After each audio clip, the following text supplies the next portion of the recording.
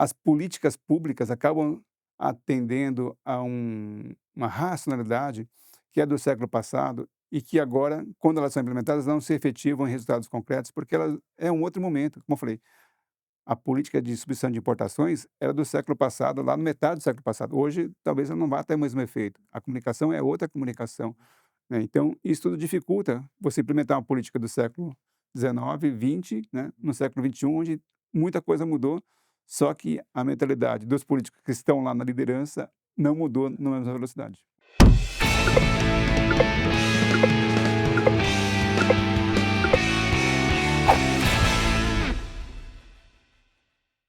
Bom dia, boa tarde, boa noite. Estamos aqui para mais um Café com Quiné, esse super especial. Gente, a gente vai estar saindo um pouco de falar de Brasil. Esse programa aqui a gente vai estar falando de geopolítica internacional. E para falar de geopolítica internacional, a gente vai estar trazendo aqui ninguém mais, ninguém menos que o grande Alexandre Errara, professor da USP, da SPM, tá uma pessoa especialista em geopolítica para falar com a gente, gravando depois de Liberation Day, né, depois do grande dia em que Donald Trump mostrou para o mundo todas as suas intenções em comércio internacional. A gente vai falar aqui de quê? Vai falar de China, vai falar do Trump, vai falar da realidade de Irã, conflitos no Oriente Médio, vai cobrir o mundo inteiro, passando por vários temas geopolíticos e, logicamente, o que isso quer dizer para ativos de risco aí ao redor do planeta. Então, quer aprender mais sobre geopolítica, quer aprender com alguém que certamente estuda isso a vida inteira, vamos trazer aqui Alexandre Harari. Alexandre, super bem-vindo aqui no programa. Eu que agradeço o convite, muito bacana poder estar aqui presente. Bacana. Gente, olha, a gente tem muita coisa para cobrir hoje. Vamos começar pelo, acho que o mais interessante, né?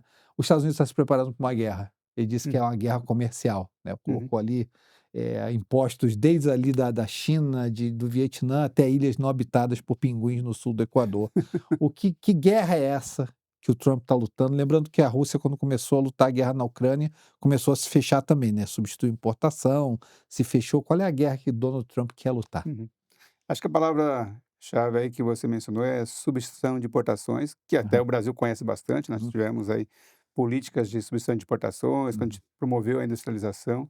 Então, acho que é um painel que a gente pode começar a pensar por aí, né? Que ele diz que agora, com a nova política, os Estados Unidos vai tentar trazer, ou melhor, levar, né, de volta uhum. as indústrias que fugiram, que saem do país. Só que aí eu vejo que tem pelo menos 2 fatores que a gente tem que levar em consideração, Hum, né.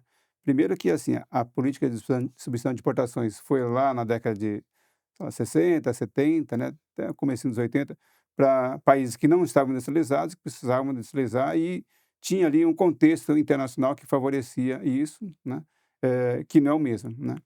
E o segundo momento que eu diria, e que tem a ver muito com até o pessoal que está assessorando ele hoje, que é o pessoal da comunicação, né, que tem lá o Elon Musk, o pessoal do Facebook e tudo mais, que é a própria comunicação naquele momento era muito diferente de hoje, né. uhum, Então eu vejo que, assim, a política de tentar substituir as importações, levar de volta a indústria, neste contexto hoje, eu acho que é muito mais complicado, porque, as indústrias dependem muito exatamente desse processo que aconteceu, eu diria, sei lá, 1989, quando nós tivemos a queda do Muro de Berlim, a chamada final da Guerra Fria. A partir dali, as indústrias começaram a perceber que o mundo comunista e capitalista passavam a se integrar mais, até porque a União Soviética, não tinha mais a mesma força, né, e a própria União Soviética precisava de ajuda, né, uhum, foi lá buscar, né, os próprios países europeus buscaram se aproximar, os Estados Unidos se aproximou, Gorbachev e outros líderes internacionais. E nesse processo, então, que vai ali dos anos 90 para cá, as indústrias aprenderam a ter maior benefício do espalhamento, vamos dizer assim, desse processo de globalização. Então, onde era mais barato hum, produzir, eles iam produzir. E isso tem um benefício muito bom para a humanidade. Bom, aqui no Brasil, se a gente olhar, né, quanto que a gente pagava no celular, né, nos anos final lá, dos mais jovens, a gente não sabe muito bem o que é uhum, isso, mas assim, lá nos anos 90, né, que era assim, era um investimento, né, você comprava uma linha telefônica, era investimento, né, depois uhum, de um tempo você vendia mais caro, né, aquele produto. E hoje, né, os telefones celulares, os aparelhos são muito baratos, as linhas às vezes você nem uhum, precisa comprar, né.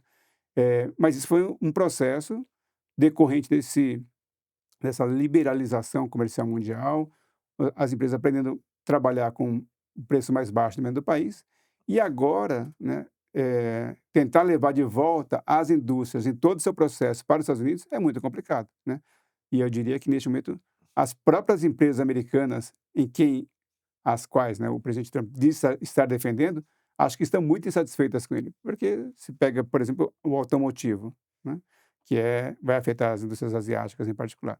Mas a própria Ford, né, as empresas norte-americanas dependem de peças e insumos que vêm de outros países. E agora vai ficar mais caro, então o produto Uhum. americano vai ficar mais caro, né, então o cidadão, o consumidor americano vai pagar mais caro. Então esse é um fator, eu acho que é um contexto diferente, né. E o segundo é da comunicação, né, porque lá, de novo, né, voltando lá para o século passado, eh, a situação era, bom, as empresas e também os governos tinham uma negociação, processo de comunicação, muito mais lento, né. E aí isso fazia com que, os benefícios que poderiam ser medidos ao longo do tempo, era mais difícil de ser mensurados, né. E agora eu creio que lógico, a gente tem ainda que esperar tudo o que vai acontecer, mas um dos fatores que a gente vê é que os países estão se articulando muito rapidamente sem os Estados Unidos, Uhum. né. E a ideia de que os Estados Unidos vai ser first novamente, né, ser o primeiro, né, o slogan do presidente Trump é America First, né, Estados Unidos Uhum. primeiro. E eu tenho trazido nas minhas reflexões um outro slogan, que é o American Alone, né, o Uhum. América, Estados Unidos sozinho. E neste momento ele criou tantas dificuldades com os outros países que de fato ele não está ficando first, né, ou está ficando first alone. Uhum. O primeiro é ficar sozinho, porque os outros países todos estão se articulando, os asiáticos, os europeus, América Latina, e a gente percebe então que este momento de comunicação também diferente, Uhum. talvez não tenha sido colocado na conta quando ele estabeleceu essas políticas. Inclusive, eu acho interessante isso, né? É uma visão meio malthusiana do mundo, né? A visão, não é uma visão. Os Estados Unidos sempre foi um país jupiteriano, né?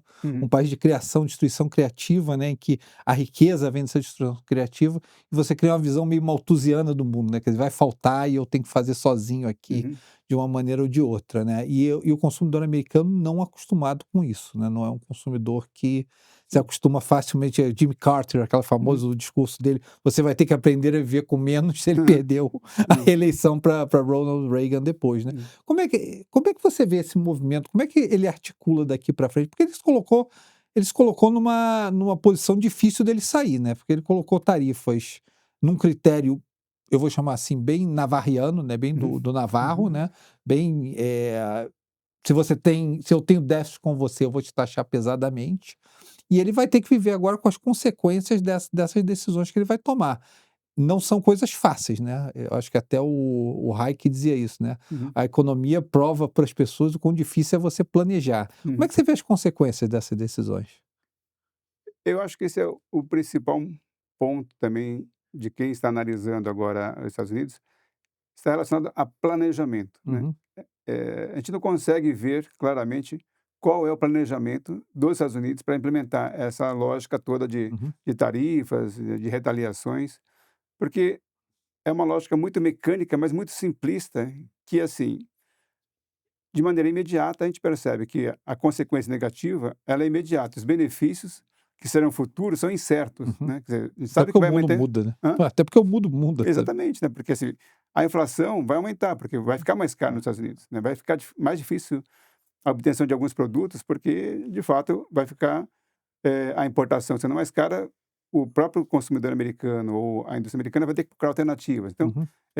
as consequências negativas a gente está percebendo que vão acontecer, né, não só para os Estados Unidos, a gente percebe que o mundo vai ser afetado, vai ter outras rearranjos necessários, e os benefícios que ele vem propondo que vão acontecer, ninguém sabe se de fato vão acontecer, porque assim, pensando rapidamente, né, vamos, ele quer levar as indústrias para os Estados Unidos. As indústrias têxteis, por exemplo, que ele tem têxteis, calçados, que estão na Ásia hoje, basicamente, né, até o Brasil importa muito produto têxtil e calçado da Ásia. Não tem tênis feitos nos Estados Unidos praticamente. Não tem, É, né, a Nike, né, é, as marcas todas, elas importam, fabricam uhum, lá, na Ásia. E neste momento, se você pensar, bom, tudo bem, as indústrias de calçados e têxteis vão levar a indústria de volta aos Estados Unidos, né, supondo que isso fosse acontecer. Mas ninguém decide o investimento de uma planta, de uma indústria, de um dia para o outro. Fala: "Não, hoje, dia 2, ontem na verdade, né, 2 de abril, resolvemos que vai ter tarifa, então agora vamos levar uma planta de volta aos Estados Unidos".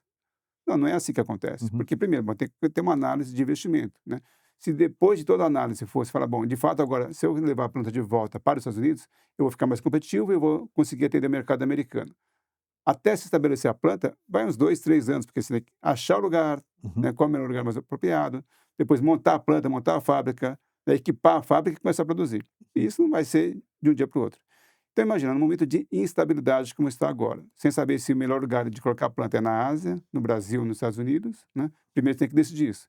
E depois de decidir, falando, de fato vai ser nos Estados Unidos, você vai ter mais uns 2, 3 anos para fazer a planta acontecer lá. Então, de fato, é muita incerteza, porque daqui 2, 3 anos o mundo de fato pode mudar, o Trump pode não ser mais o presidente, as coisas se rearrumam, então não vai acontecer agora, né, das empresas de fato decidirem, "Não, nós vamos investir nos Estados Unidos."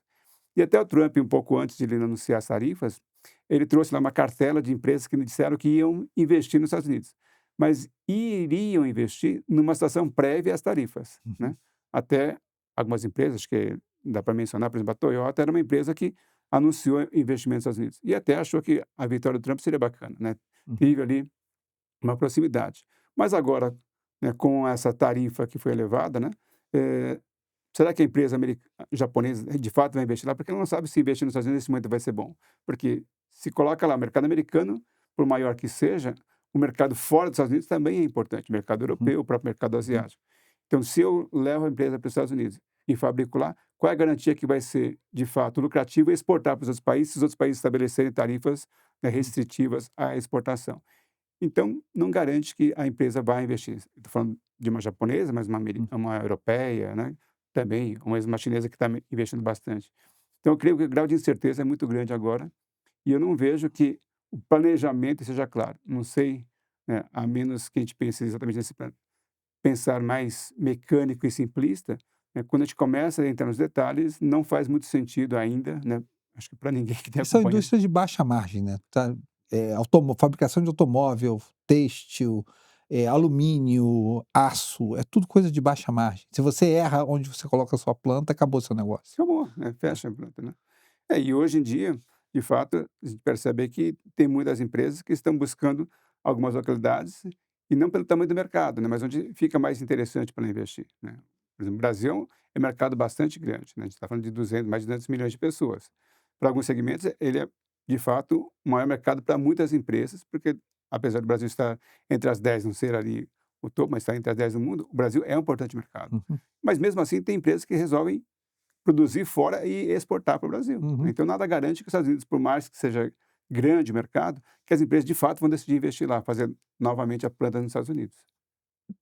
Não, perfeito. Você teve até o presidente Macron falando hoje pela manhã, pedindo para as empresas francesas, reterem investimentos, segurarem investimentos que elas iriam fazer nos Estados Unidos, né, porque tem logicamente movimentos aí de sístole e diástole, né, Uhum. ele ataca, vai ter, contraposições, vai ter A ataque de volta. retenção dos investimentos, ela é imediata. Bom, eu trabalhei um tempo também fazendo consultoria para empresas, né, e muitas vezes tentando trazer empresas para o Brasil. E uma das grandes dificuldades aqui no Brasil, né, para a gente atrair empresas, é a incerteza, a instabilidade. Depois do Plano Real, melhoramos aí a situação monetária, a inflação foi mais controlada, isso ajudou bastante, mesmo assim tivemos altos e baixos, mas sempre que a gente conversa com o investidor estrangeiro é a incerteza, né? Se a lei vai continuar, se a tributação vai continuar, se o compromisso de um governante assumido de fato vai continuar, né? E a partir do momento que você tem o caso dos Estados Unidos, né? Vamos pegar aí Obama, Trump, Biden e Trump, né, 4 governos. Para pegar um exemplo dessas mudanças, é o Acordo de Paris, né, Uhum. que tem efeitos aí sobre o meio ambiente, né. O Obama foi a favor, assinou, o Trump saiu, o Biden voltou e o Trump saiu, né. E aí fala: "Mas a empresa, o que que ela faz, né, nessa É. situação?", né, ou tarifas, né, a tarifa aumenta, baixa, aumenta e baixa. Não dá para fazer investimento, né, e pensando, uma empresa, uma automotiva, uma têxtil, não é assim, um cafezinho, apesar que o café está caro no Brasil É, agora. é. Mas não é um cafezinho, são milhões de dólares, né, que é um investimento e não dá para se decidir: "Não vou fazer investimento", mas de repente muda a legislação, muda o acordo. Os Estados Unidos, né, que saiu de um acordo importante que o Obama tinha assinado, que era o Acordo Transpacíficos, que o Obama demorou 8 anos para negociar, né, que envolvia Japão, os Uhum. países do Sudeste Asiáticos ali, né, que era um acordo que tinha como objetivo facilitar o comércio entre esses países, seria um acordo que teria ali, o maior acordo comercial do mundo. Os Estados Unidos saiu, o Trump assumiu, no mesmo dia que ele assumiu, ele rasgou, né, saiu do acordo. Pouco tempo depois, quem faz um acordo é a China. A China vai Uhum. fazer um acordo, regional, abrangente, chamado, em inglês, né, RCP, e esse acordo hoje tem o Japão, a China e a Coreia, né, nesse acordo. E exatamente neste momento em que os 3 estão sendo Atacados, né? atacados pela tarifa, eles falaram: "Não, vamos colocar esse acordo para avançar", né. Então veja, de novo, eu acho que os Estados Unidos está ficando sozinho, porque agora são as 3 maiores economias asiáticas se alinhando, que vão discutir a abertura de mercados entre elas, e aí eventualmente essas alternativas, agora envolvendo os países do sudeste asiático, que também estão sendo tarifados, você vai ter a região mais próspera do mundo hoje, né, Uhum. que está com dinamismo econômico, né. É uma economia que já está muito regionalizada, então o comércio interregional envolvendo as economias asiáticas já é muito intensa. Então o dinamismo que o Trump está querendo levar para os Estados Unidos, ou pelo menos no discurso, ele pode estar motivando e fomentando a intensificação do comércio Nos na mercados Ásia, locais, né, né? e não aqui para os Estados Unidos. É, e parece que, tipo, logicamente, se você olha a maneira que aquela cartolina foi trazida, né, com as ilhas obscuras do Atlântico Sul, mas logicamente no topo daquela tarifa tinha a China, né, onde ele colocou uma tarifa ali perto de 60%, que é o que ele tinha Uhum, prometido em campanha, e parece que o desafeto maior é realmente com relação à China. uhum, Como é que você vê isso desenvolvendo? Como é que você vê o que é uma coisa incrível é que o Xi, ele é ho hoje ele não emitiu nenhuma opinião. Até uhum, agora o Xi não falou nada, né, a China não se pronunciou sobre o governo Trump. Como é uhum, que você vê a China desenvolvendo isso? Como é que você vê a uhum. China reagindo a essas tarifas? Então, também a gente vê um movimento bem interessante no Xi Jinping, que era o seguinte: quando ele assumiu, ele tinha um discurso muito forte de colocar a China no devido lugar que ele Uhum, considerava que a China deveria estar no mundo, né. Recuperar a posição, de preeminência internacional, que ele considera que é o lugar que a China tem um sonho chinês, né, então uhum, todo o discurso que ele era muito mais afirmativo naquilo que a China deveria ser. E com isso até havia muitas críticas, houve muitas críticas, de que até Hu Jintao, os presidentes anteriores, a China meio que, se esquivava das críticas internacionais, ia crescendo economicamente e tal. E então mesmo sob as críticas, que foram muitas, a China conseguia crescer bem e sem criar muito atrito, né, apesar das uhum, críticas internacionais. E o Xi, ele fez uma política de discurso, né, muito mais confrontacionista. E o pessoal achava que isso era ruim para a China, né, porque, de fato, começava a criar atritos, né, e de fato a gente percebe que muitas economias, inclusive as europeias também, né, a gente tá falando dos Estados Unidos, mas também as economias europeias passaram a adotar políticas de, eh, reservas em relação aos investimentos chineses, ao comércio chinês, para não criar muita dependência, até por questões de, espionagem industrial e coisas do tipo. Então, teve ali uma política e então a China passou a ficar meio isolado, né, e o mundo estava meio que criando ali um cordão de isolamento em relação à China. uhum, Depois da pandemia isso aumentou, porque aí o pessoal criou uma certa desconfiança sobre o fornecimento, né, da uhum, cadeia produtiva da China. Mas agora que a gente percebe com o Trump, né, desde o Trump 1, eh, aí acho que é o jeito chinês de ser, né, é quase mineiro, talvez, que mineiro a gente uhum, fala que mineiro faz as coisas quietinho. uhum, O Xi Jinping, assim, tá low profile, assim, tá bem na dele, né, com declarações pontuais, uma vez ou uhum, outra, né, e muito mais alinhado com o que seria o discurso ocidental do que os Estados Unidos. Então, quando o Trump levou as tarifas, né, a partir dali, a China passou a ter um discurso liberal, uhum, né. A China passou a ter um discurso na OMC, na Organização Mundial do Comércio, né, falando: "Não, temos que defender as regras, né, defender os países". Então me parece que um dos fatores que também nesse aspecto o presidente Trump está contribuindo, além das questões comerciais, é que a grande desconfiança que o mundo tinha e tem ainda da China, está começando a se diluir, porque a China passou a ser um parceiro que, em relação aos Estados Unidos, passou a ser mais confiável, porque a China não está falando nada, uhum, né, o discurso muito, menos ácidos que tinha no passado, está assumindo compromissos que os Estados Unidos está deixando, isso no Acordo de Paris agora, e a China uhum, falou: "Não, vamos continuar". Tudo bem, não está fazendo muita coisa, continua poluindo, mas, assim, se mantém no acordo. Em relação às tarifas e essa guerra comercial que está emergindo, a China é uma que está falando: "Não, vamos levar para a OMC, vamos manter". Então, isso eu acho que é uma posição que, de novo, pode ser o resultado final contrário àquilo que o presidente Trump está dizendo. Ele queria, né, conter o crescimento chinês, conter o déficit chinês, diminuir a capacidade de crescimento chinês, porque agora já é a segunda maior economia e tendia uhum, aí a rivalizar com a posição norte-americana. Só que com todas essas ações, na verdade, está colocando no colo da China, uhum, né, todos os demais países, né. Como eu falei, o Japão e a Coreia, que, assim, têm dificuldades políticas, mas estão negociando agora um acordo de intensificação das relações comerciais. Os próprios países europeus, que têm até agora, recentemente, restrições em relação à China, diante de uma situação em que o principal mercado, um dos principais mercados europeus está se fechando, a China é um mercado que ainda está crescendo, né, Uhum. é uma taxa de 5% agora, no passado era 12, mas é um mercado bastante robusto, né, é a segunda maior economia do mundo, tem um mercado bastante significativo.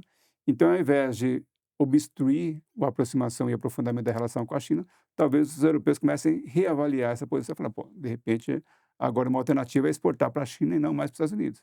Uhum. E aí o que vai acontecer? Novamente, né, os Estados Unidos começa a se isolar do mundo, né, e aí a China, que era um país que havia muita desconfiança em relação à China, agora passou a ser uma alternativa. Não porque Hum. ela por si só fizesse muita coisa, nem porque o Xi Jinping conseguiu ter um Hum. discurso muito carismático, mas ele não falando nada, os Uhum. países estão se aproximando por uma necessidade de alternativas em relação aos Estados Unidos. E como é que você vê o objetivo dele? Porque o Xi Jinping ele passou por várias fases, né, mas desde que ele consolidou o poder, ele focou na questão demográfica. Ele focou que não funcionou, as pessoas estão tendo cada vez menos filhos lá, Uhum, mesmo depois da liberação da política de um filho. Ele focou na questão de fazer casas mais baratas, que acabou estourando a bolha uhum, imobiliária. Ele focou na questão de reduzir, a exposição a videogames ou o custo de saúde, o custo de educação, que acabou batendo nas empresas de tecnologia ali 2, 3 anos atrás. E ele agora, eu acho que ele abraçou uma ideia de fazer a China um parque tecnológico, né. uhum, Qual o objetivo final dele? Ele como líder ali já perpétuo na China, hum. né, até como é É. qual é qual você vê o jogo final do Xi Jinping nesse momento? Olha, uma das coisas que a gente percebe na China é que eles têm uma política relativamente consistente, pelo menos se pegar de 79, quando foi a reforma, né, 78, Uhum. a reforma, da economia chinesa.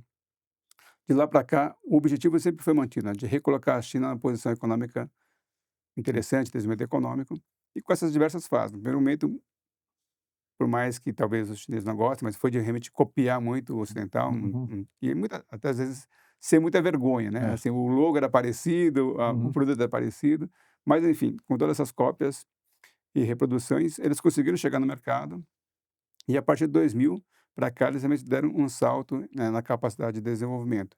E aí, de novo, olhando para o governo chinês, nesse processo todo dos anos 80 para cá, eles têm sabido aprender as suas necessidades, né. Então, primeiro foi a questão industrial que eles desenvolveram com cópias e tudo mais, pode ser várias críticas, mas conseguiram desenvolver. O segundo momento, talvez a tecnologia, em que eles também perceberam que havia uma defasagem tecnológica, né, comparativamente, até porque aqui no Brasil mesmo a gente fala: "Ah, se você compra um produto chinês, é um produto descartável, porque não dura muito, é barato, Uhum. mas acaba logo". Mas eles perceberam que isso era um ponto de vulnerabilidade e de muitas críticas, né, dos mercados que consumiam o produto, então eles passaram a investir nisso. Então, e aí, só para ver o sucesso disso, né, por várias críticas que se possa fazer, hoje a China que compete com o 5G. Hoje o carro elétrico é um dos carros mais desenvolvidos, né, Uhum. eh, mesmo na área aeroespacial, Semicondutores, esses estão semicondutores, dando, né. é. Então a gente percebe que a China tem um planejamento, assim, independentemente do presidente, uma burocracia que faz com que a coisa ande, né. E então o Xi Jinping tem um plano político de poder, que a gente percebe, né, assim, o Politburo o pessoal que está em torno dele tem esse plano de poder, mas que, na minha avaliação, neste momento ainda a burocracia que organiza a economia e o plano da China grande continua sendo estabelecido. Então, neste momento, a área tecnológica é a área que eles avançaram. E é só para dar esse exemplo de como eles buscam alternativas, de sucesso para aquilo que eles veem como gargalo, eles queriam ser um grande produtor de automóvel, queria ter uma marca importante de automóvel. Só Uhum. que trabalhar com automóvel a combustão, tinha muitos concorrentes já na frente, eles já Uhum. estavam na frente, muita mais experiência. Tá bom, qual é o caminho que eu posso seguir, que eu posso ter uma boa marca e sem, bater de frente com os grandes players internacionais. E eles foram para o carro elétrico, né. E hoje, né, não é por acaso que muito rapidamente, né, a Tesla que eu diga, né, assim, os carros chineses estão competindo, né, com muito mais, capacidade de que outros países. Você pega os países europeus, países, mesmo o Japão, né, os carros elétricos japoneses são os que mais avançam. E eu diria que, assim, só para dar fechar um parênteses aqui, um fator que faz com que a China seja muito competitiva neste momento, e eu creio que ela vai ter um médio prazo que ela vai conseguir fazer isso, é exatamente o tamanho do mercado chinês, né. Uhum. Porque a gente fala dos Estados Unidos, é a maior economia do mundo e tal, de fato é. Mas quando você pega o mercado, né, você está falando de 300 e poucos milhões de pessoas, Uhum. né. Pô, hoje a China está com mais ou menos um terço da população, no mercado e já é maior que os Estados Unidos. Uhum. Então, quando você põe um produto no mercado chinês para testar, fala: "Vou testar um celular, ver se funciona agora o touch, se funciona esse botãozinho". Pô, são 400, 500 milhões de pessoas que estão consumindo, rapidamente dão feedback e você fala: "Pô, isso aqui deu errado, vamos Uhum. mudar", né.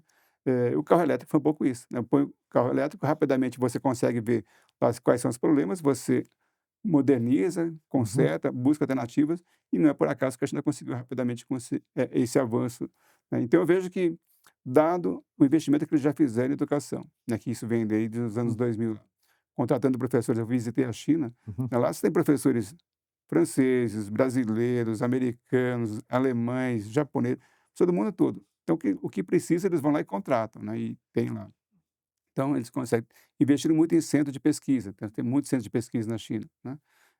E com toda esse, vamos dizer, esse universo de teste que eles têm, né, a capacidade de inovação deles é muito E número de grande. engenheiros, né, você vê o que eles E agora fizeram dinheiro, você vê o que eles fizeram com o DeepSeek em pouco né. tempo, né. Então hoje eles têm, vamos dizer, de novo, a gente fala aqui no Brasil faca e o queijo na mão, mas hoje eles têm os microprocessadores e dinheiro para fazer as coisas, né. Tecnologia, tem pessoas, massa crítica, né, tem os centros de desenvolvimento. Então, de fato, apesar do crescimento de 5% que é atual, né, e o FMI indica ali que talvez essa taxa vai ser nos próximos anos, um pouquinho mais baixa, um pouquinho mais alta, mas é uma taxa que eu diria que, em termos tecnológicos, eles devem avançar bastante. Não, inclusive, até para a gente pensar em migrar de tema, hoje a Rússia, na verdade, vive de tecnologia chinesa, né, porque foi tanta restrição de exportação de tecnologia do mundo inteiro, Uhum, a China ainda mantém a máquina russa de guerra com acesso à tecnologia, né, e essa reunião, na verdade, Rússia-China, essa simbiose Rússia-China, né, entre recurso e tecnologia, uhum, mantém a máquina de guerra russa razoavelmente, viva. Como é que porque o Trump chegou e disse assim: "Eu vou terminar com essa guerra, né, rapidamente, em 2 dias eu termino essa guerra". E estamos aí, uhum. teve a primeira negociação, parece que a primeira negociação não progrediu muito. Como é que você vê a situação do Putin hoje ali naquela guerra e quais são os cenários possíveis saindo daqui? Uhum. Só para fazer uma metáfora também, Né, né, que você mencionou um pouquinho antes, né, que o mundo muda, né, hã.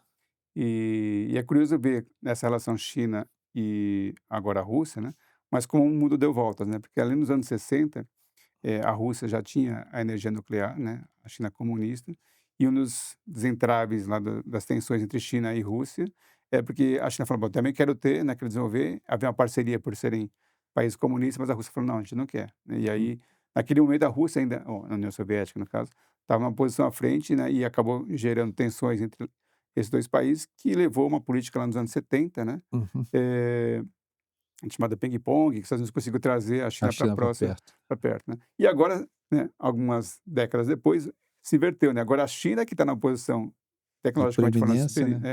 e a Rússia correndo atrás ali, buscando parceria com a China, e tal, né. Então nesse momento é curioso ver como o mundo roda, né, e as coisas podem mudar de posição. E o que eu vejo agora no caso da Rússia, é assim, eu acho que a situação dela estava mais complicada no passado do que está agora, né. E aí, não diria que necessariamente por mérito do Putin, mas lógico, teve muito recurso que foi exaurido, foi investido na guerra com a Ucrânia, eh, mas essas sanções internacionais que foram colocadas, né, tentando sufocar a Rússia, na prática não deram muito efeito, né. Tanto é que a gente vê, assim, o rublo russo, a economia russa, não teve as consequências que o mundo achava que teria, né, mesmo estando fora do SWIFT, né, mesmo tendo suas restrições comerciais, congelamento de ativos no exterior. Mas, por exemplo, a Índia é um país, né, que tem aí uma relação não só por causa do BRICS, mas porque tem interesses econômicos de fato, então continua importando petróleo, né, a China também tem interesse, né, então além de exportar, eh armamentos e coisa do tipo, também tem interesse no petróleo muito forte, no gás, né, o gasoduto continua sendo construído. Então, na prática, ainda que para alguns países essas sanções poderiam parecer como algo que, de fato, iria Hum, hum. sufocar a Rússia e fazer com que ela, desistisse das suas iniciativas, no Putin, no caso, na prática não aconteceu, porque outros países até aproveitaram disso, né, porque bom, agora que a Rússia não pode vender para outros países, não pode vender para a Alemanha, que não tinha um Uhum. gasoduto, ficou mais barato para a China. Então, né, os chineses são muito pragmáticos nesse sentido, né, puderam aproveitar momentos, a própria Índia também, né. Então, a gente percebe que neste momento, o resultado negativo que se esperava para a Rússia não aconteceu na prática, né, e com isso ela acabou se fortalecendo relações com países importantes como a própria China, né.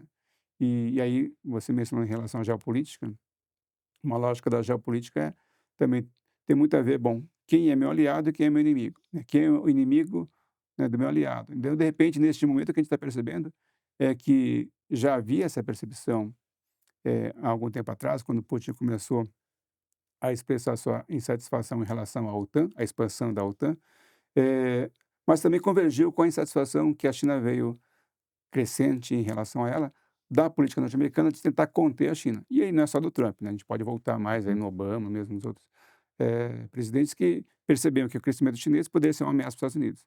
Então, esta política de contenção da China pelos Estados Unidos, que é o principal player internacional, o principal ator, e a Rússia também tem se sentido coagida pela OTAN, né, que também tem os Estados Unidos junto, fez com que eles acabassem se aproximando. E aí não era necessariamente por interesse econômico, mas assim, havia uma pressão internacional vindo de um Uhum. ator importante que era os Estados Unidos, que fazem com que, bom, já que nós dois estamos pressionados, né, por esse grande ator, vamos nos aproximar aqui, porque de repente a gente pode se ajudar mutuamente para tentar evitar essa coerção que vem dos Estados Unidos, né? Uhum. E aí vimos essa aproximação. Então, neste momento, a gente percebe que existem interesses convergentes, né? Ainda que não necessariamente sejam tão próximos, e não sejam 100% amigos, mas interesses políticos e esse inimigo comum que começa a aparecer neste momento, fez, né, com que eles se aproximassem, tanto o Putin quanto o Xi Jinping.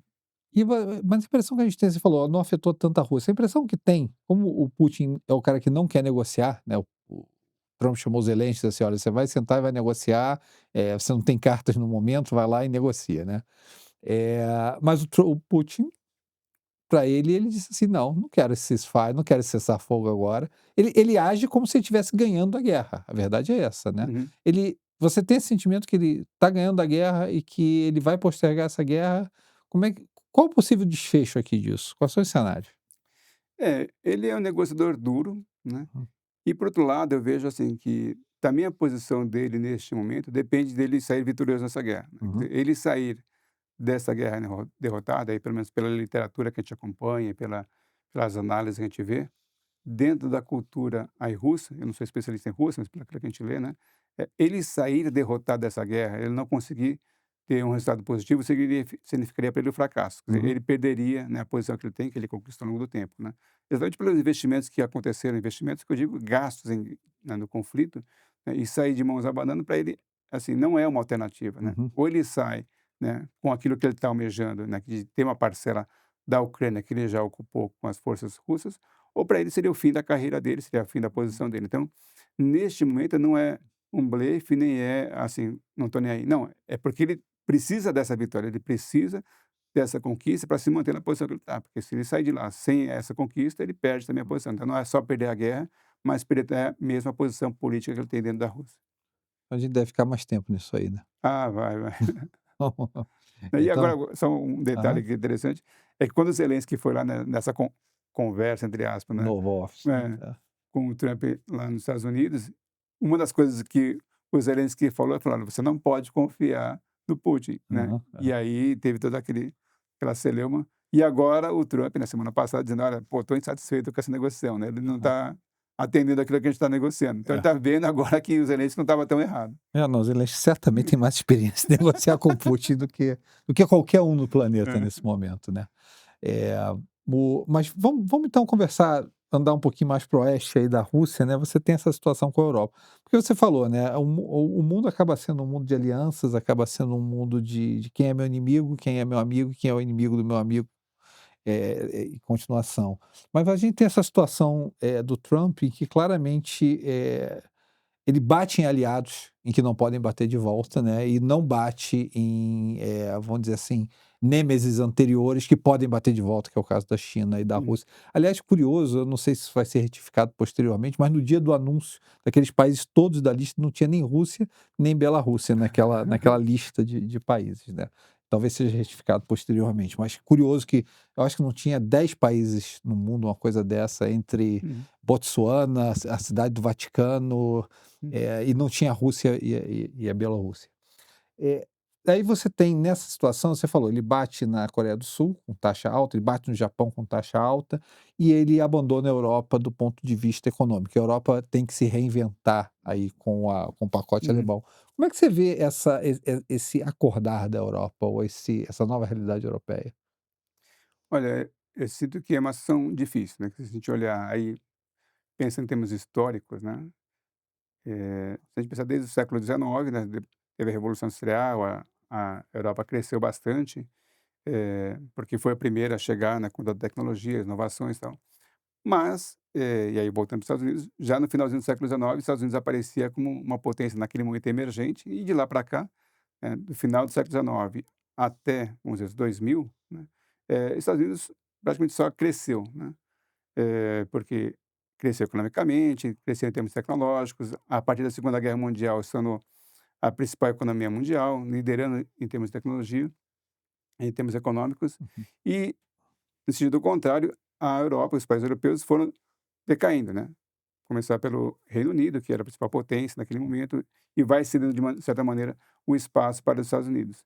Então, e querendo ou não, não só a Europa, mas também o Japão e outros países, aprenderam a viver um certo uma certa acomodação nesse guarda-chuva norte-americano, uhum, né.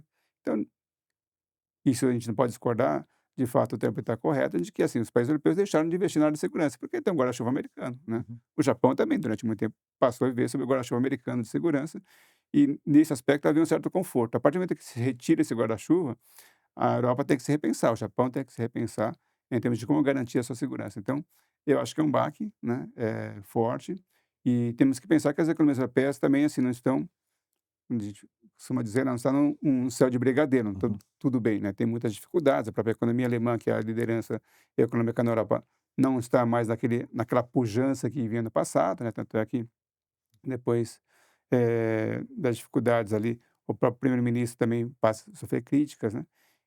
Então a gente percebe que, assim, para a Europa também não é uma situação confortável, né. Agora, tem a situação da Rússia que, sem a presença norte-americana, depois que o Biden saiu e que o Trump agora começa a exigir esses investimentos, ela vai ter que pensar no seu crescimento econômico, ou manter esse crescimento econômico, mas ao mesmo tempo tem que pensar também como investir na sua área de segurança, já que ela se sente muito ameaçada pela Rússia, né, com Putin, com o avanço na Ucrânia, e que, por aquilo que está sendo negociado entre o Putin e o Trump, né, que é a negociação que está Uhum. acontecendo de fato, provavelmente a Ucrânia vai perder de fato um pedaço do seu país, e depois da Crimeia, pedaço da Ucrânia, os europeus ficam pensando: "Bom, será que a Rússia vai parar por aí?". Ninguém acredita que vai parar por aí. Os Então, poloneses já começaram a subir bastante o gasto militar. então, assim, o investimento em segurança vai ter que acontecer. Então, de fato, é um momento bem importante para a Europa neste momento. E você acha que essa política do MERS aí vai contaminar a Europa? Mais fiscal em defesa, mais fiscal em infraestrutura, identidade nacional? Porque o Kissinger tinha aquela palavra, aquela frase famosa, né, Hum. "Quando eu tenho que ligar para a Europa, para quem eu ligo", né. É, sim. E já você teve Brexit recentemente, fragmentou. Você acha que vai nascer uma nova identidade europeia? Esse processo alemão contamina ali a França, que a França, a pior coisa do mundo é perder para a Alemanha, né. É, então, é curioso, né, que a gente pensar de novo, né, no Trump 1, uma das coisas que a gente percebeu aí nessa coisa da coesão, europeia, é que tínhamos ali uma discussão, né, em relação à própria OTAN, né, a própria França, né, discutindo a OTAN e toda essa dificuldade, mas agora, exatamente porque existe uma ameaça, concreta, que é a Rússia, né, os países europeus voltaram a se aproximar, né. Então, toda aquela construção de uma identidade europeia que vem lá dos anos 50, 60, desde do acordo Uhum, Alemanha e França, como você mencionou, né, o carvão e aço, que começa nos anos 50, e tenta-se construir uma identidade e uma harmonização na Europa. Neste momento, me parece que os fatores externos estão contribuindo para isso, né, porque uhum. as ameaças externas, né, não ameaça só a Alemanha, ou só a França, ou só o Reino Unido. Não, nesse momento as ameaças, né, se sentida pelo lado, vamos dizer, do leste, pela Rússia, em função do avanço que ele vem fazendo na Ucrânia, e também pelo oeste, dado que os Estados Uhum. Unidos agora com as tarifas também começaram a ameaçar, né, nem o Reino Unido foi, né, Poupado, né. poupado nessa situação. Então eu creio que isso acaba gerando, de fato, uma situação em que essa necessidade de se aproximarem para tentar, conter, né, os sinais negativos que vêm de fora, vai contribuir para uma certa aproximação, pelo menos nesse primeiro momento. Essa indústria de defesa europeia vai acordar. É. Mas falando em indústria de defesa, tem uma frase boa do Frederic Bastiat, né, que ele dizia assim: quando mercadorias não cruzarem fronteiras, exércitos vão. Uhum. Né? E tem de ser uma verdade na história da humanidade que sempre que você colocou barreiras, acabou de uma maneira ou de outra gerando um conflito bélico. Mas a gente tem Taiwan, né, voltando ali para a Uhum. China, né, para a área do Oriente, a gente tem Taiwan, que a gente não falou ainda de Taiwan, e é a questão não resolvida da China com os Estados Unidos, né. Como é que você vê essa questão desenvolvendo? Só um comentário em relação a isso, eh, também, assim, olhando para a geopolítica, né, Uhum, um dos teóricos da geopolítica norte-americana mencionava, assim, que os Estados Unidos, para que ele pudesse ter, de fato, comércio global, era importante que ele tivesse porque Estados Unidos, assim, na perspectiva da geopolítica, era uma ilha, né, ou é uhum, uma ilha, né, tem Atlântico e Pacífico, e se os Estados Unidos quiser fazer comércio nacional, ele tem que passar pelos oceanos, uhum, né.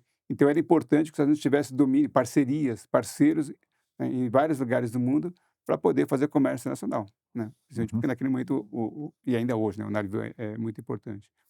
Só que, de novo, com essa política do Trump, ele está criando tanta inimizade com o pessoal que, assim, não é uma questão só de tarifas, né, mas essa garantia de tráfego, né, por todo o globo é importante. E a partir do momento que ele perde essas parcerias, também dificultará, né, a relação comercial. Então, eu vejo um outro ponto de vulnerabilidade e fragilidade nessa política do Trump nesse momento, que é a perda de parceiros globais, que vai fazer com que, eventualmente, fique mais difícil, mais caro para os Estados Unidos, exportar, né, esse é um aspecto.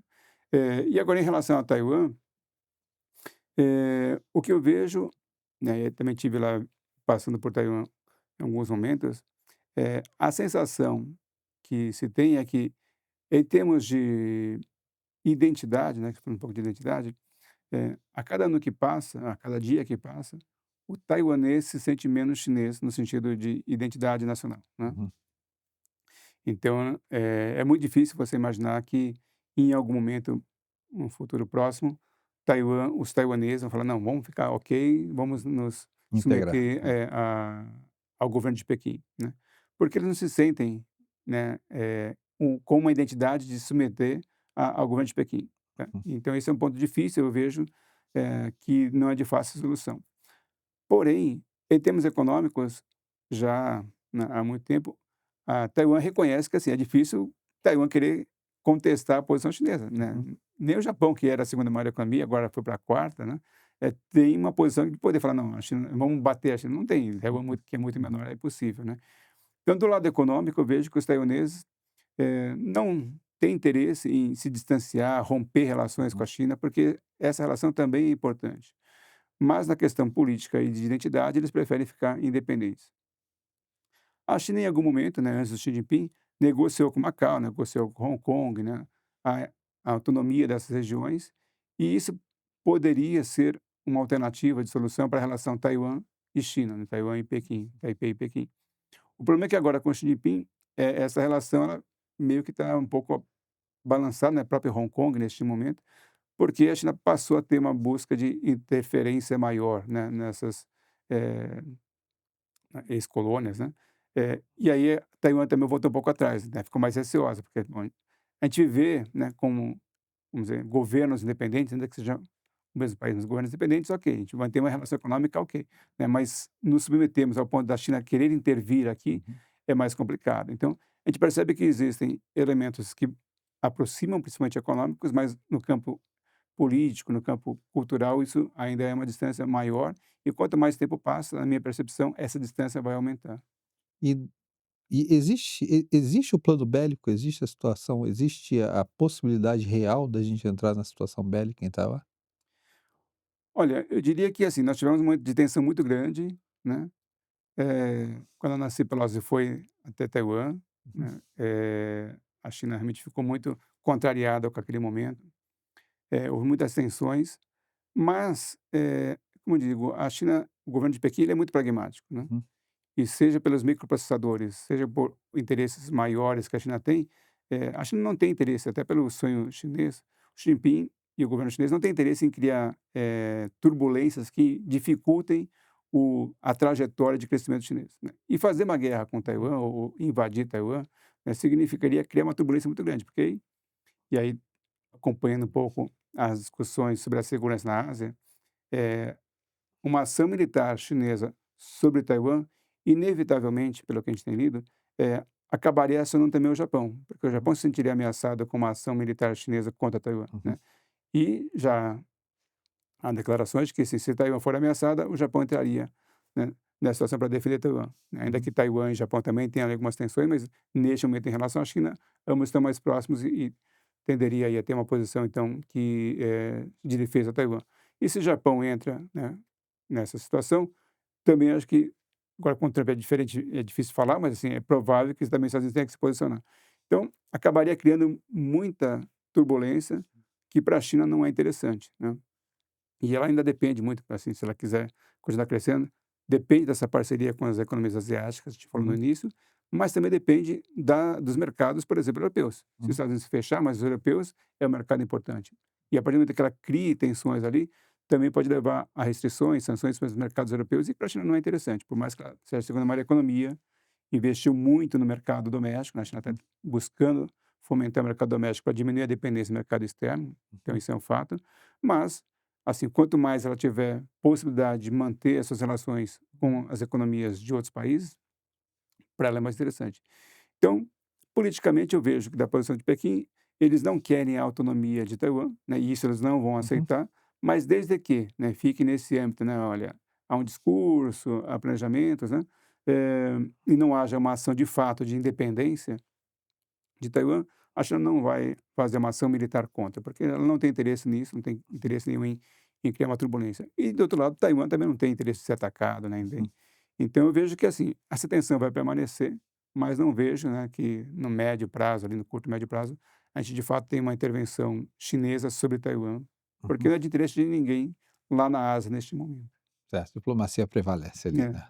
Mas voltando ali para até para as teorias de Clausewitz, né, que guerra e diplomacia por outros os meios, meios, né, a gente tem a situação do Irã, que é uma situação não resolvida, né, todas as hum, proxies ali, problema Hezbollah, problema dos Houthis, problema hum, dos, de Israel, como é e você vê coisas interessantes até recentemente, né, o pessoal do Irã dizendo que tem que bombardear a base americana antes que ataquem a gente, teve umas hum, declarações aquela base que tem no Oceano hum, Índico americano, esqueci o nome dela, Diego hum, Garcia, esqueci o hum. nome da base. E também você tem o problema do Irã com a bomba, né, parece que já tem declarações de que rapidamente eles poderiam montar uma bomba se quisessem. Como é que você vê essa situação do Irã desenvolvendo?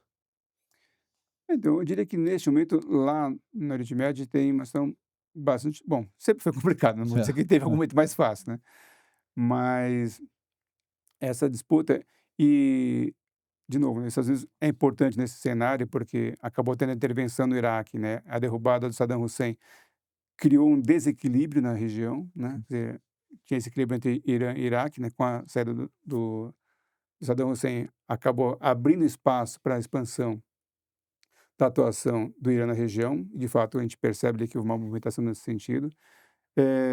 Mas neste momento, eu vejo que, assim, o cenário também para eles é bem complicado, né, assim, a gente percebe que talvez uma guerra por proxy, né, assim, por representante, né, todo esse fortalecimento que os Estados Unidos têm feito em relação a Israel, que também não ficou fora da Uhum. tarifação, mas enfim, É.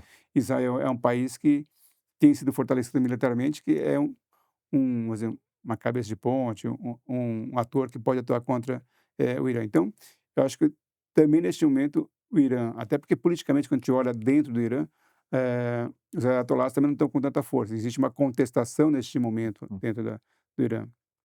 Então, me parece, até pelos discursos, tudo que aconteceu, os próprios ataques que aconteceram entre Israel e o Irã, né, Uhum. de parte a parte, me parece que eles não vão aceitar, uma ofensa que os desmoralizem, Uhum. mas desde que, isso de fato não seja uma ameaça significativa, vão tentar manter no banho-maria ali, né, porque neste momento eu acho que eles não estão em condições também de avançar para um conflito aberto, e mesmo em relação ao enriquecimento do urânio, né, que eles estão buscando fazer, eh, existe ali, uma percepção de que ainda não chegaram na capacidade plena de fazer uma arma nuclear, né, então esse controle pela Agência Internacional de Energia Nuclear também Atômica, a gente tem acompanhado e me parece que as condições políticas e econômicas, inclusive, não é o mais, positivo para uma ação mais agressiva pelo Irã. Então, mais diplomacia ali. Talvez eu esteja sendo muito otimista, né, na minha avaliação, mas porque de fato é isso, quer dizer, a gente tem uma expectativa de que os atores internacionais e os governantes, eles vão ser racionais naquilo que a gente encontra como fatores. Então, como estou dizendo, politicamente, economicamente, em termos regionais, este seria o caminho mais razoável, mas os políticos sempre encontram alternativas de repente, derrubar, né, entornar o caldo. E aí Mas até o que o Trump faz, as atitudes do Trump de sair da Europa, né, de separar os Estados Unidos, você falou, é America Alone, né, não é hum, America First, né, América sozinha.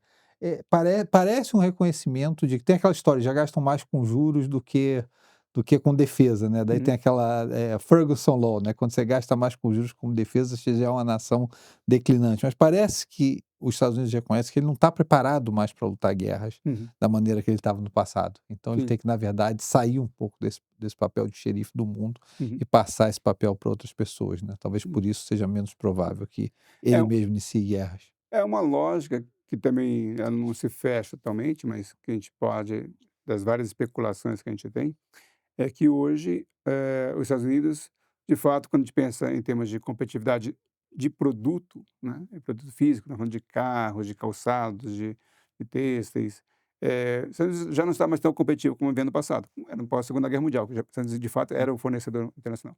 Hoje, os Estados Unidos está muito mais na sua economia voltada a serviços e também na área tecnológica, né. Tanto é que quando ele fala de tarifas e não falou de tarifas de impedimento para redes É. sociais, para internet, né. E talvez haja alguma lógica e bom, quem está assessorando também está muito ligado a essa área, não tem interesse nenhum em criar problemas nessa área, né. Uhum. Mas é uma área que os Estados Unidos, de repente, criando toda essa turbulência, pode ser, né, e aí estou agora numa especulação total, de que eles consigam ver algum benefício do fato de eles terem ainda um controle majoritário, né, realmente, eh, as grandes empresas são americanas nessa área de Hum. serviços na área de internet, de comunicação, e que isso pode trazer algum benefício para eles. Então você cria toda uma turbulência na Uhum. área de bens, mas na área de serviços, que é a área que eles estão mais à frente hoje, eles conseguem ter algum avanço. É. Mas, de novo, né, tem assim, uma China que está ao encalço, lá, né, tanto em termos de tecnologia, como também serviços, a inteligência artificial também estão ali muito próximos. Então, eu não sei se de fato eles fizeram um cálculo correto de que, bom, vamos optar por essa seção onde que nós estamos bem, mas sem levar ou fazer um cálculo mais preciso de quanto que os outros também podem estar muito próximos e, no final das contas, isso não ter valido a pena. Inclusive, essas tarifas foram calculadas somente com base no balanço de bens, não incluindo o balanço de serviços, né. Exatamente. Eles têm uma tipo assim, foi feito numa e por isso que eu digo que é uma teoria malthusiana. Uhum. É uma teoria que eu preciso que esses bens sejam feitos dentro dos Estados Unidos, porque senão eles podem faltar de uma maneira ou de outra. Parece uma economia de guerra, né, que eu não posso deixar de ter isso dentro do meu ecossistema, dentro da minha economia, porque se faltar, né, parece preparação de guerra, que a gente tantas vezes viu Mas na sabe história. que, aí, extrapolando um pouco, olhando um pouco em termos de perspectiva, é uma das coisas que eu tenho comentado é que, assim, infelizmente, quando a gente olha para a política do mundo, a gente tem políticos, e na maioria dos países ainda é uma política de representativa, nós temos com políticos que estão na liderança, que têm uma mentalidade do século XX Uhum. e talvez até meados do século XX, enquanto nós já estamos no século XXI. É gerontocracia, né, a gente políticos de 80 anos de idade no século XXI. Pois é, então as políticas públicas acabam atendendo a uma racionalidade que é do século passado e que agora, quando elas são implementadas, não se efetivam em resultados concretos, porque elas é um outro momento. Como eu falei, a política de substituição de importações era do século passado, lá no Uhum, metade do século passado. Hoje, talvez ela não vá ter o mesmo efeito. A comunicação é outra comunicação, uhum, né? Então, isso tudo dificulta você implementar uma política do século XIX, XX, né, uhum, no século XXI, onde muita coisa mudou, só que a mentalidade dos políticos que estão lá na liderança uhum. não mudou É. na mesma velocidade. É interessante isso, né, porque até na década passada, antes da pandemia, os livros, né, e com a inteligência artificial isso voltou, os livros eram todos sobre abundância, né, era como você ia fazer a transição tecnológica, como é que você ia ter abundância, energia barata, como é que você ia ter tecnologia barata, produtos baratos, impressão 3D. e de repente a gente sai de todo esse universo, né, em que a gente está vivendo com GPUs e centro e data center, e a gente volta a pensar em tênis no Hum. Vietnã, né, e coisas do gênero, né. Realmente, eu digo assim, eu digo realmente Malthus ia ficar feliz de ver, né, o gerenciamento da economia no século XXI, enquanto todo o sucesso dos Estados Unidos, volto a dizer, foi destruição criativa, foi extremamente jupiteriano, né. Então É. tem uma piada hoje na internet recomendando os pais de filhos nos Estados Unidos não aprenda mais a programar em Python, inteligência artificial, aprenda a lidar com poliéster e têxteis, né, para você poder fazer as próximas roupas made in America. Não, então, e aí só dando concretude àquilo que você falou, né, que da política do Trump, é a ideia dele, né, da fixação que ele tem pela Groenlândia, né, quer dizer, por causa das terras raras, minerais, é o que ele Uhum. acha que é importante, né, então ter o domínio dessa região para poder garantir aos Estados Unidos o suprimento desses recursos. Que de novo, né, não faz muito sentido, né, eu acho que na minha opinião, os Estados Unidos está numa posição de tecnologia que talvez, voltar, né, aí ao século XIX, século XVIII, sei lá, século XX, eh, não faz muito sentido, porque a lógica econômica do mundo hoje, onde você agrega mais valor, não é fazendo tênis, né, às vezes a marca do tênis tem muito mais valor, né, Uhum. a tecnologia embarcada tem muito mais valor, né, você não compra porque é o tênis, mas é porque o tênis, para a gente falar uma marca aqui, a Nike, né, porque a marca tem um valor, né, esse valor intangível é muito maior do que o produto. Quando você vai comprar o tênis, quanto você tem de matéria-prima naquele tênis, pô, não vale o que as pessoas pagam, né, de repente vai pagar É. R$ 100 na matéria-prima que foi feito o tênis. Uhum. Só que o valor de mercado quando se vende é de 1.000, Uhum. R$ 1.500, né, então, não é a matéria-prima em si que tem o valor que de fato pode beneficiar. Tem muito É. outro valor. É por isso que eu digo, é realmente matuziano. Você chega a pensar que eu não vou ter aquela borracha disponível para fazer aquele tênis, então eu tenho que ter esse tênis aqui dentro. Eu acho que faz sentido com algumas indústrias de alto valor agregado. Semicondutores faz Uhum, sentido, medicamentos, por exemplo, acho que faz sentido, antibióticos, que ele fala muito, eu acho que faz sentido. Eu acho que você tem que ter um estoque mínimo na tua nação de coisas que você não pode depender que cruzem oceanos. Mas disso a você fazer uma política que todo produto é taxado a 50 ou 40%. Eh, eu acho que você falou, né, tem os efeitos não pensados disso, né. Eu taxo a China a 50%, 56%, a China diz assim: "Bom, não tem mais essa fonte de renda, eu tenho que desenvolver novas fontes e eu vou migrar ainda mais para cima na cadeia tecnológica, porque essa parte aqui não me interessa mais", né.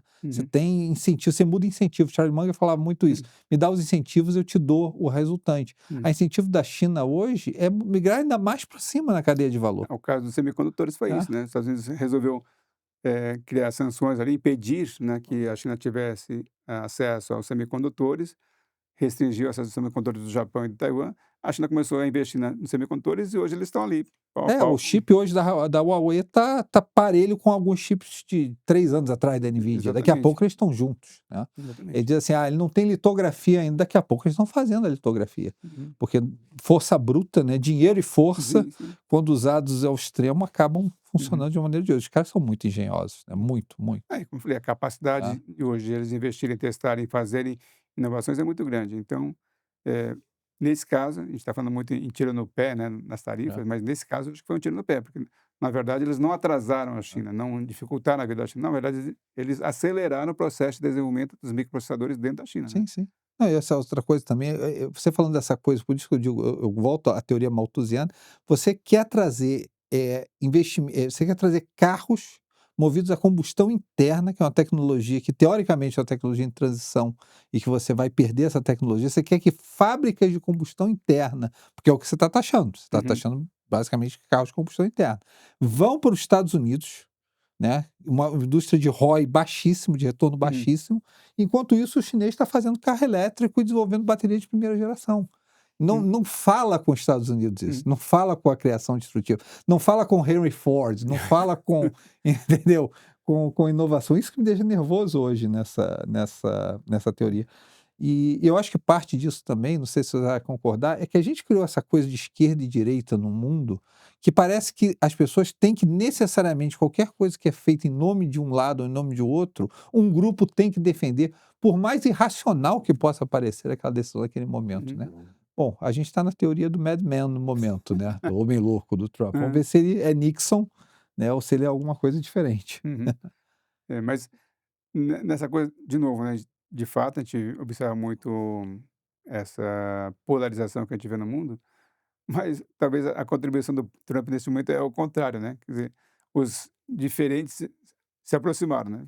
É. Deu o exemplo internacional da China e Japão, que tem tensões, o Japão vinha negociando questões ali de tentar se precaver de uma ameaça chinesa, a China também tomando iniciativas para aproximar da China, desculpa, da Rússia, da Coreia do Norte, e neste momento, né, depois do dia 2 de abril, os países lá se conversando para, bom, como é que a gente É. resolve esse problema, né. Aqui no Brasil, ontem nós tivemos a aprovação da lei da reciprocidade, né, das tarifas, né. Então você teve lá a direita e a esquerda que vivem brigando, se chocando, e aí, nesse tema, eles se uniram e falaram: "Não, vamos aprovar esse negócio porque é importante", né. Então o Trump fez um Não, com efeito, né, certeza, os Greens votando pelo pacote de gastos do bélico sim, sim. da Da Alemanha, né. Alemanha, então. E você vê essa coisa, né, como é que você falou, como é que o mundo dá volta, né, porque a China, que era o país que se isolou na sua história inteira, que queimou os navios, né, famosamente queimou os navios na história, né, e que era o reino central ali, em que não falava com o mundo, hoje os Estados Unidos quer ser o reino central e quer queimar seus navios, né, Uhum.